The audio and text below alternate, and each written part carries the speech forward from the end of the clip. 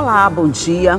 O clima não está muito fácil em Brasília. Mesmo assim, deputados e senadores têm muito trabalho a fazer. Existem vários projetos esperando votação, como, por exemplo, a reforma trabalhista, a reforma da Previdência, reforma política. E tudo isso está sendo encaminhado enquanto se discute todas as outras situações que estão em volta. E é para falar sobre todo esse trabalho que eu convidei o deputado Rubens Pereira Júnior, deputado federal, para a gente bater um papo sobre toda essa situação que a gente vê aqui e que o senhor vive lá, né, deputado? Bom dia primeiro. Bom dia. Seja muito bem-vindo ao nosso programa. Aqui eu estou muito à vontade, muito em casa, até porque eu vi nascer e crescer todo esse complexo de comunicação da Assembleia, esse processo de modernização da Assembleia. Então, aqui contribuiu para a minha formação política, então aqui eu estou em casa, à vontade e feliz. Então, se o senhor está em casa, está feliz, está à vontade, vamos tomar café e conversar? Vamos. Vamos, então tá. Brasília, o senhor passou aqui o mandato, já foi embora para Brasília e lá está participando dessas discussões. O que passa para a gente aqui, por exemplo, de Brasília, que está pegando fogo, quase que literalmente, essa discussão toda, isso que passa para a gente, é a mesma coisa que sentem lá?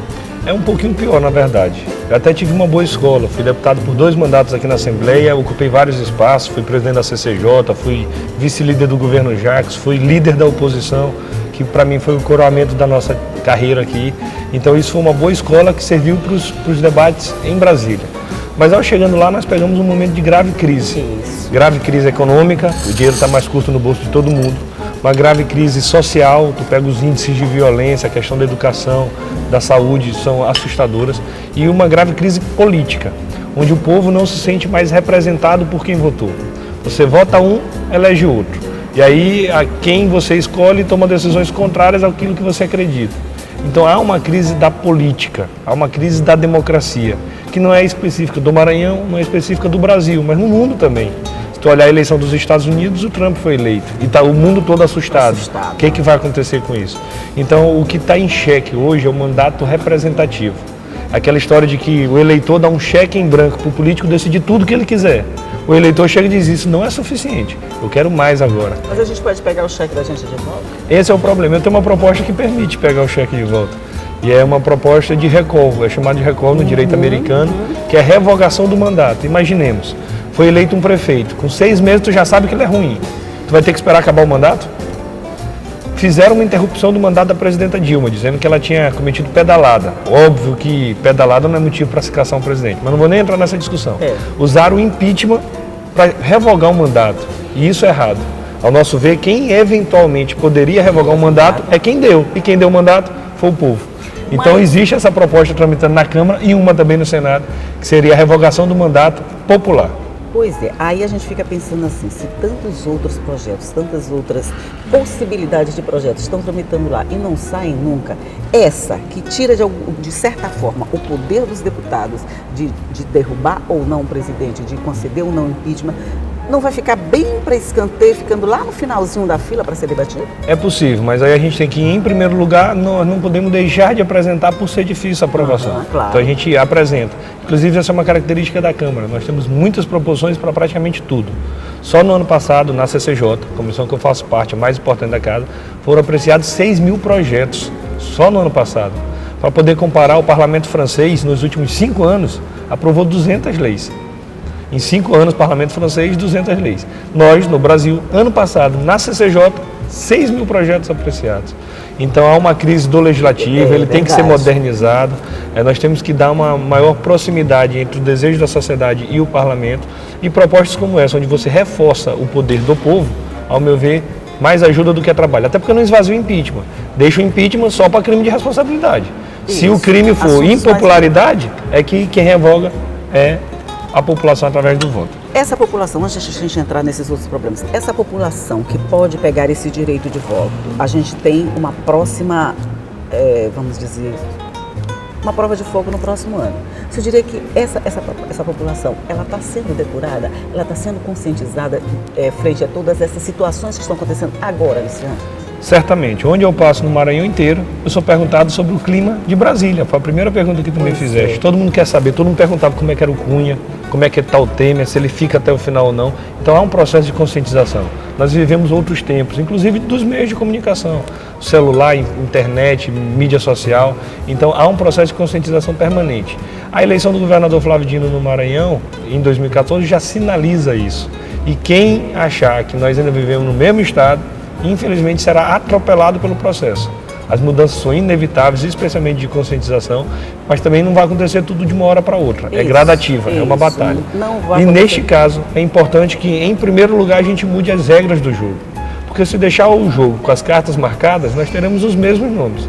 Daí a importância da discussão sobre a reforma política. Pois é, para essas regras serem mudadas, a gente tem que trabalhar a reforma política. Do jeito que ela está ou do jeito que o clima está, isso pode, de alguma forma, ser um processo um pouquinho menos demorado? Não, a gente tem um calendário a ser cumprido pela Constituição. Qualquer mudança para a eleição do ano que vem tem que ser aprovada até um ano antes da eleição, portanto até o início de outubro de 2017. Qualquer mudança na eleição para o ano que vem tem que ser agora, entre julho, agosto e setembro, nas duas casas, na Câmara e no Senado. Então nós estamos com muita pressa, é inevitável isso, e o que nós já sabemos é que nós não sabemos ainda o que nós queremos, qual é o modelo perfeito.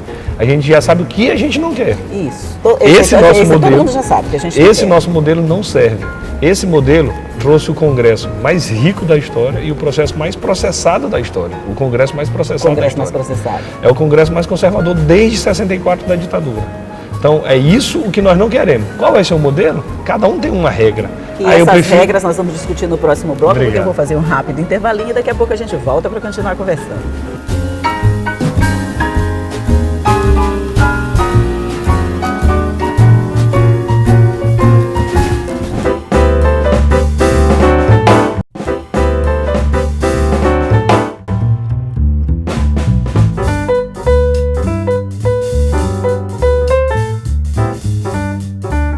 Estamos de volta aqui para o nosso segundo bloco de conversa com o deputado Rubens Pereira Júnior. A gente estava falando sobre essas possibilidades de mudança, que as regras mudam, não mudam, e a gente ficou que possivelmente elas não mudam para a próxima eleição. É isso? O risco é, se o Congresso não mudar nada, o Judiciário pode fazer mudança. Porque que isso vai ter que ter algum tipo de alteração, tem. O povo não aguenta mais esse modelo eleitoral. E as alterações feitas pelo Poder Judiciário são alterações que não são corretas. Porque quem entende por excelência de eleição é o Poder Legislativo e o Poder Executivo. É a casa do povo. Mas a mudança mais importante para a eleição do ano que vem, quem fez foi o Judiciário. Foi na questão da proibição de financiamento empresarial. Para você afastar a empresa de eleição. É uma coisa que não combina empresa e voto. O que combina é cidadão e voto. Isso sim. Então, as principais mudanças que nós já tivemos até agora foi através do Poder Judiciário. E o Judiciário já disse. Essa mudança deveria ter sido feita pelo Legislativo. Deveria ter sido feita na casa do povo. Exatamente. Isso. Aí a dúvida é, e se nós não fizermos de novo? Ficarmos discutindo? Deixa eu perguntar, se vocês não fizerem de novo, o Supremo pode fazer. O ministro Gilmar Mendes, inclusive, já deu uma declaração nesse aspecto. Se o Congresso não acabar com a coligação, nós acabaremos. E eu vou te dar um exemplo. Fui eleito deputado do PCdoB, muito orgulho. Mas na mesma coligação que eu estava o deputado João Castelo, em memória, que era do PSDB. Eu de um lado da política, ele do outro. Não no Estado. No Estado a gente marchava junto, mas na política nacional. Então a coligação é algo que de fato afasta a vontade direta do eleitor. E nós precisamos fortalecer os partidos. Né? É isso. Com interesses unicamente eleitorais, o que não é o melhor caminho. Então o fim da coligação ou virá pela Câmara ou virá pelo Supremo. Eu prefiro que venha pelo Poder Legislativo. Mas no ritmo em que as coisas estão, o senhor acredita que isso é possível ser feito pelo Legislativo? Sim, há uma força-tarefa para a gente já votar alguma coisa agora. Alguns pontos na comissão especial que eu sou membro já votamos, como por exemplo, democracia direta, que é quando o povo exerce diretamente, através de plebiscito, referendo, projeto de lei de iniciativa popular. Só pode dar um exemplo. Projeto de lei de iniciativa popular. Para tu propor uma lei hoje no Brasil, tu precisa coletar mais de 1 milhão de assinaturas. Isso, a conferência é manual, uma por uma. Meu Deus. É uma coisa que é feita para não funcionar. Então, no projeto de lei, a gente já prevê que essa conferência pode ser digital. Não existe abaixo-assinado na internet. Por que a gente não pode usar a internet, a modernidade a nosso favor? São mudanças simples que trazem melhoria. Então, a democracia direta já está pronta para ser aprovada. A questão de desincompatibilização. Quando a pessoa que ocupa um cargo público tem que se afastar para ser candidato. A pessoa é secretária. Quando ele tem que se afastar para disputar a eleição? Porque é o nosso modo de ver, é cada coisa no seu quadrado. Quem quer disputar eleição, vem disputar eleição. Quem quer ser secretário, quem quer ser juiz, vai ser juiz. Então, hoje esse prazo é de 3 meses, 4 meses, 6 meses, depende se ele é candidato a vereador, deputado, a gente vai uniformizar. É 6 meses para todo mundo. E aí o que falta ser discutido são os 2 pontos mais polêmicos. Sistema eleitoral, que é como o eleitor vota, e financiamento de campanha, que é quem paga a conta. Quem paga a conta a gente já sabe que não pode ser empresa, então já é uma resposta. E como deve votar? Vota na pessoa ou vota no partido? No Brasil, a tradição é que a gente vota na pessoa, mas o resultado foi muito ruim. Eu entendo que a política não é o campo da individualidade, não é o campo de você procurar um salvador da pátria, de você procurar um Messias. A política é o campo da coletividade. Você tem que procurar um coletivo de pessoas que pensem parecido com você, que possam atuar junto contigo. Mas não existe, repito, salvador da pátria mas quando na a atividade gente política. monta esse coletivo, quando a gente pensa nesse coletivo, a gente não pode voltar para aquele erro que o senhor falou lá um pouquinho lá atrás, por exemplo, junto ao PSDB com o PCdoB, que são coisas completamente diferentes, mas que estão juntos dentro de um mesmo espaço, eu vou dizer supostamente Sim. aqui entre aspas, em busca de um resultado comum? Isso é algo que tem que ser reformulado, são os partidos no nosso país. A Constituição escolheu a democracia partidária, mas infelizmente os nossos partidos têm pouca identidade. Tem muitos partidos que só funcionam durante o período da eleição. O PCdoB é até um partido que funciona o tempo todo e eu fico tranquilo com isso. Mas tem partidos que cabem numa pasta, que o presidente leva com ela para cima e para baixo no braço. É partido, é moeda mesmo. É isso. Então, a instituição de cláusula de desempenho com valores razoáveis, o fim da coligação, já faz uma verdadeira reforma política. E quem vai acabar esses partidos é o povo. Não é uma canetada numa sala no ar-condicionado. Pelo contrário, é o povo que irá decidir qual partido fica e qual não fica. E os partidos para ficar terão que ter alguns requisitos, como, por exemplo, tem que ter democracia interna. Não cabe um partido onde o presidente é um, a vice-presidente é a esposa, o primeiro secretário é o filho, e isso acontece muito. A gente tem que ter bandeiras claras de partido. Qual partido defende a educação? Qual partido defende a saúde? Qual partido vai defender os aposentados? Hoje isso não há. Para fortalecer a política, nós precisamos fortalecer os partidos e esse é um caminho indispensável. É quase uma utopia, né? Quer dizer, é um sonho. Não vou dizer utopia, não, porque utopia é aquilo que a gente pensa que nunca vai chegar, mas é um sonho. É um sonho e a gente vai trabalhando até chegar lá, mais ou menos, né? Eu só acho que é o caminho correto. Por mais difícil que seja, ainda é o caminho correto. O caminho da individualidade é pior ainda. Porque quando há o voto na pessoa, há troca de favores, há o compromisso, há o início do fisiologismo. Então eu ainda prefiro tentar esse caminho que nós nunca tentamos, de fortalecer os coletivos, do que prestigiar o caminho da individualidade, onde do cada qual por si. É uma questão, de fato, não é fácil, mas acho que é o caminho a ser trilhado. Uma proposta que chegou a ser ventilada de formar lista de candidatos que poderiam disputar a eleição assim. Essa proposta, de alguma forma, ela foi levada adiante? Foi levada, agora ela não teve tanto apoio, nosso partido, o PCdoB, até apoia. Entre o voto na pessoa e um voto no partido, por esse entendimento de coletivo, nós preferimos. Mas voto no partido com o princípio da lista de pessoas? Uma lista já apresentada. Hoje vou te dar um exemplo. Um jornalista hoje praticamente não quer ser candidato, porque já há um jogo de cartas marcadas. 6 meses antes da eleição para a Assembleia Legislativa, a gente já sabe mais ou menos quem vai ser eleito. Exatamente. Um cidadão comum que ganha um salário mínimo não terá chance nenhuma. E, em tese, poderia ser possível através de uma renovação partidária em bloco. Enquanto vota na pessoa, basicamente se elege quem tem mais voto, ou mais dinheiro, ou mais poder. E a tentativa era que nós tivéssemos partidos diferentes, onde numa lista você prestigiasse a participação feminina, onde você prestigiasse, por exemplo, a participação acadêmica. A lista tinha que ser o mais plural possível. O medo que o pessoal tem da lista, e eu também tenho, é que a lista seja montada só com os coronéis dos partidos. Mas eu acho que é exatamente isso que passa pra gente. Primeiro que a questão, lista já não soa bem. É porque hoje ela já é uma lista só que aberta, você pode mexer a lista, mas cada partido apresenta uma lista de candidatos. E se tiver uma lista ruim, cheia de coronel, o povo não vota. E aí o que adianta você fazer uma lista ruim se o povo não vota? Uma coisa é certa, do jeito que nós estamos hoje, os safados todos estão escapando. Estão se reelegendo de forma permanente. Por isso que nós não sabemos para onde ir, mas sabemos que nós não queremos como está. Quer dizer, a gente está bem aqui, sabe que a gente não quer ficar aqui, sabe para onde a gente não quer ir, mas para onde a gente vai? E aí a gente não corre o risco de ficar onde está e não quer por não saber para onde ir? Corre, por isso que nós temos que fazer ajustes pontuais para já garantir pequenas vitórias, como por exemplo o fim da coligação. Isso já está certo. Em 2020 acaba a coligação, só fica no máximo 18, ainda estão tentando acabar. Então já é um avanço, ainda que não mude o sistema eleitoral, o fim da coligação já traz um avanço. Ano que vem não terá dinheiro de empresa, já é um avanço. Então também a gente não pode deixar de comemorar as pequenas vitórias que nós tivemos, que já irão melhorar o quadro político, por não ter ganho a reforma política perfeita. Vou lembrar, proibimos showmício. Isso foi bom ou ruim para a democracia? Óbvio que foi bom. Showmício não é um ato democrático. Ninguém ganha voto por cada banda que está levando. A pessoa tem que ganhar voto pela sua história de vida, pelas suas propostas. Olha que ganha, deputado. Muita gente confirma, ganha voto pelo Showmício. O que confirma que foi bom ter tirado isso, porque interfere a eleição. Distribuição de brindes, de boné, de camisetas, isso tudo servia para encarecer e tirava o foco do debate. Então são pequenas vitórias que nós viemos acumulando ao longo do tempo.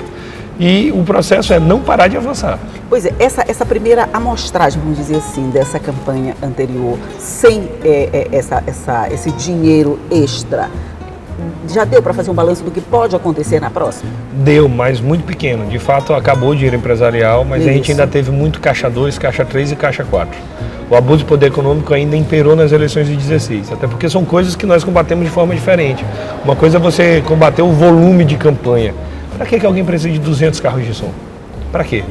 É só para perturbar o juízo do eleitor. Ninguém ganha voto por causa da música lá. Para perturbar a nossa ouvida, é verdade. Então, assim, carro de som é o que pode acabar. É diferente do carro de som que acompanha o candidato onde ele vai falando. Aí tudo bem. Aí faz sentido ter, porque você está propagando a voz do próprio candidato. Agora, 200 carros de som não faz sentido. Então, isso é combater o tamanho da campanha. A campanha tem que ser candidato, papel, internet e sola de sapato. Agora, combater a compra de voto é com outros mecanismos. Então a gente não pode querer aplicar um remédio em uma doença e curar outra. Então tem que ser duas frentes de atuação. Uma, diminuir as campanhas, deixar a campanha o que é essencial. Tirar, por exemplo, essa onda excessiva de marketing em campanha, onde o candidato aparece perfeito, super bem produzido e depois que a gente elege, a gente descobre que é outra coisa. E combater também a compra de voto e o abuso de poder econômico. Então são frentes diferentes que tem que ter remédios diferentes. A gente atacou uma primeira frente. Vamos dizer, diminuímos o volume das campanhas, diminuímos o número de carros de som, diminuímos o showmício, não teve mais isso tudo. Mas ficamos com a outra partezinha mais escondida, a compra que é mais de difícil. votos, aquela coisa toda. Eu já tinha dinheiro guardado, eu posso utilizar. Nessa próxima, a gente ainda pode ter a repetição desse mesmo esquema? Vai ter, porque isso não acaba de uma hora para outra. Mas o ideal é que haja um processo de conscientização da população cada vez maior e maior fiscalização. Por exemplo, nas eleições anteriores no Maranhão, imperava a agiota emprestando dinheiro para candidato. Como nós tivemos uns 3, 4 agiotas presos, faltou dinheiro por isso. Vou te dar outro exemplo. Nas eleições anteriores, nós tínhamos convênios do Estado que serviam para irrigar os cofres eleitorais. Nessa, não teve convênio para ninguém, o que é algo acertado. Então, há avanços sim que a gente pode perceber no Estado. Então tá, nós vamos fazer de novo um rápido intervalinho e a gente volta daqui a pouco. É só um minuto.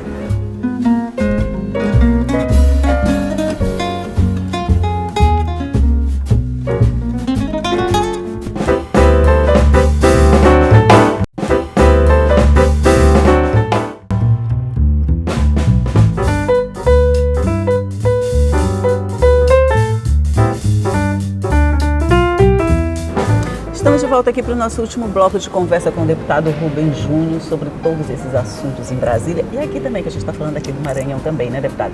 Mas ao mesmo tempo que a gente conversa com isso, sobre essas votações, essa coisa, o senhor tem uma tarefa um pouquinho mais complicada, né? Tem que coordenar a bancada, dar uma certa unidade de pensamento dentro de todos os nossos representantes. É uma tarefa meio complicadinha, não é não? Bem difícil. Isso é algo novo, um desafio que nós recebemos no início desse ano, onde nós fomos escolhidos coordenador da bancada.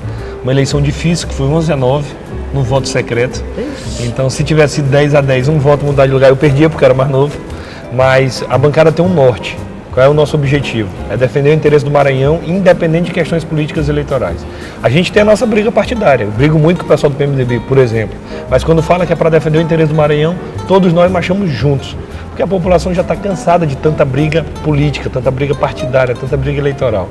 E aí, quando é o interesse do Maranhão, a gente marcha unido. Vou te dar alguns exemplos. Iam cortar 224 milhões do dinheiro da educação do Maranhão. Todos os deputados e senadores já atuaram para evitar esse corte. Vou te dar um exemplo da principal obra do governo federal no Maranhão. A famosa duplicação da BR-135.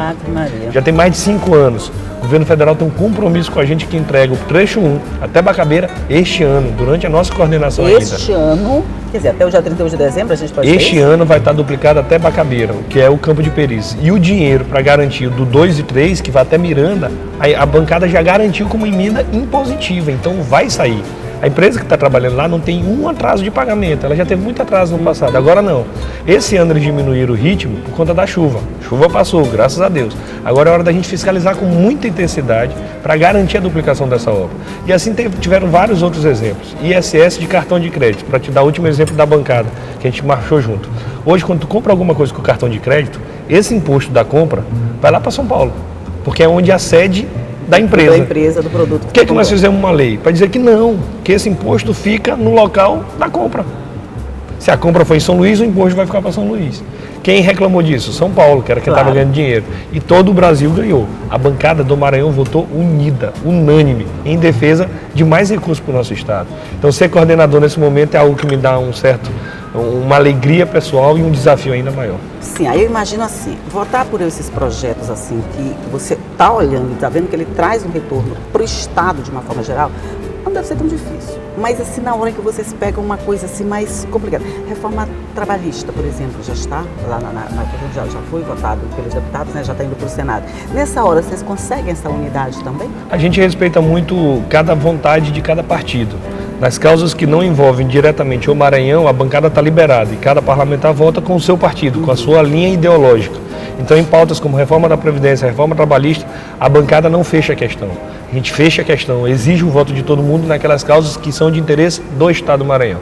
Então, na reforma trabalhista, cada deputado votou como entende. Isso. Vai responder perante seus eleitores, vai responder perante a sociedade. Mas nas causas do Maranhão, aí a bancada é obrigada a marchar unido. Você votou contra? A reforma trabalhista eu votei, ao meu ver, nós precisamos de alguma reforma, mas essa reforma retirava direito. Ela prestigiava o serviço terceirizado. Isso, é verdade. E o trabalhador comum sabe que é muito melhor você trabalhar fixo numa empresa do que trabalhar numa terceirizada.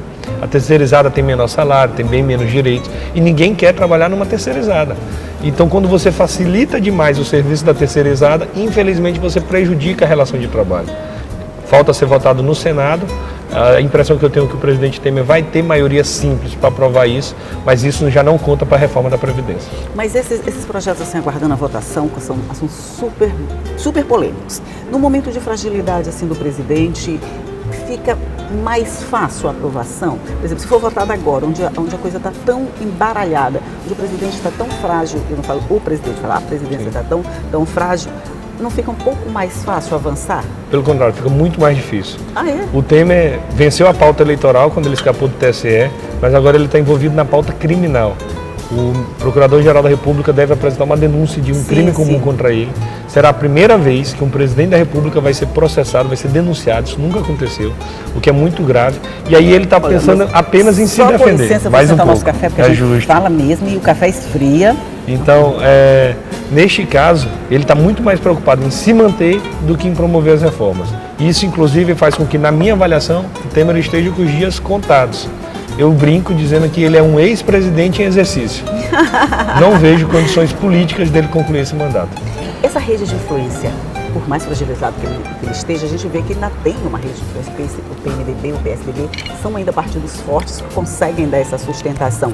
Isso pode não garantir essa permanência? Pode, por uma questão. O principal apoio que ele deveria ter era popular. Isso ele não tem.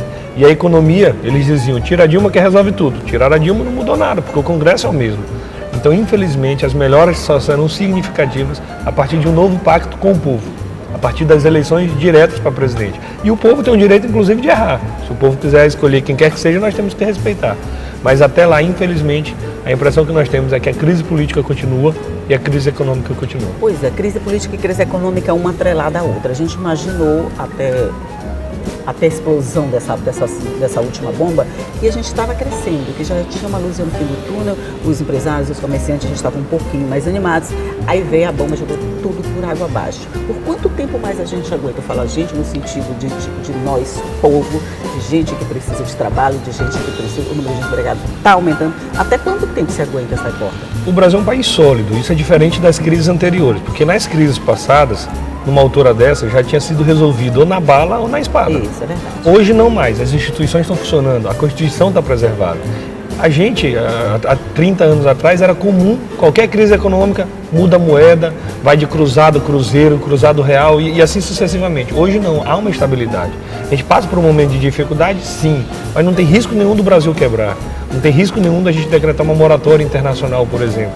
Então o Brasil mostra que já é um país sólido, que esses traumas do passado ficam lá no passado. Por mais difícil que seja, o Brasil é muito maior do que isso e certamente nós vamos superar. Então, quando todo mundo diz a gente pode estar voltando à época da ditadura, quando acontecia isso, quando acontecia aquilo, isso a gente não corre esse risco. Eu não acredito. Eu até peguei um susto quando o presidente Temer convocou as Forças Armadas para cercar o Congresso Nacional. Isso, quando a gente teve aquele disco, foi a primeira versão que se teve, né? A impressão que eu tenho é que o povo não aceita mais, as instituições funcionam, o Supremo Tribunal está aí, tanto que no dia seguinte o Temer já recuou de ter sitiado o Congresso Nacional e, repito, apesar de toda a grave crise política, o Brasil é muito maior do que isso. Então nós teremos essas 3 reformas, política, trabalhista e previdenciárias, com certeza votadas. A previdenciária... aprimoradas, vamos dizer assim. A previdenciária é a que mais afeta o povo diretamente, porque você vai dificultar o acesso a esse direito social seu. Todo mundo trabalha para aposentar. Hoje você precisa ter ou uma idade ou 15 anos de serviço. Tem mais gente que alcança a idade do que o tempo de contribuição, porque 15 anos de contribuição é muito difícil. 15 anos de carteira assinada não é fácil no mercado de trabalho do Brasil, que nós temos uma rotatividade alta, que tem uma informalidade muito grande, exceto servidores públicos. Agora vai aumentar de 15 para 25 anos. Se 15 era difícil, se 15 era difícil, tu falaste a palavra certa. Estão criando benefício impossível. A pessoa vai trabalhar a vida toda e dificilmente vai conseguir se aposentar. Essa é ainda mais grave do que a reforma trabalhista. A impressão que eu tenho é que hoje o Temer não tem voto e acho que esse vai ser o debate da campanha de 18. Em 18, cada candidato vai dizer o que pensa sobre a reforma da Previdência. Pois é, de que forma esse trabalho de hoje, essas votações, a participação na discussão dessas reformas vai refletir lá no processo eleitoral de vocês? Vocês vão dar a cara a tapa agora, mas vão receber o tapa mais tarde, é mais ou menos assim. É isso. Para ter uma noção, eu estava num povoado chamado Bonitão, lá em Parnarama. O povoado não tem água encanada, para tu ver como é um povoado bonito, pequeno. Ele não tem nada. Mas tem um povo bonito lá, vamos admitir. Eu estava numa inauguração de uma escola. Uma senhora chegou para mim e perguntou: deputado, vem cá, estão querendo mexer no meu aposento? Oxi. O que eu quero dizer? Isso é algo que está no meio de toda a sociedade. Todo mundo está acompanhando a reforma da Previdência. Quem quiser tomar sua decisão, que tome. Eu, pessoalmente, acho que essa reforma é ruim para o povo. Mas quem quiser votar favorável, vote. Agora assuma as consequências, porque o povo está acompanhando, está fiscalizando. O que o senhor disse para essa mulher lá de Bonitão? Eu disse que a minha parte eu ia fazer, que eu votaria contra essa reforma, mas que ela cobrasse os outros deputados. Pois é, essa cobrança eu acho interessante. Você acredita que o eleitor hoje, ele já tem coragem, ele já tem conscientização de chegar e cobrar o deputado dele? Primeiro que antes a gente nem lembrava em quem tinha votado, 2 anos depois, a coisa era tão assim abstrata que a gente não lembrava nem quem tinha votado.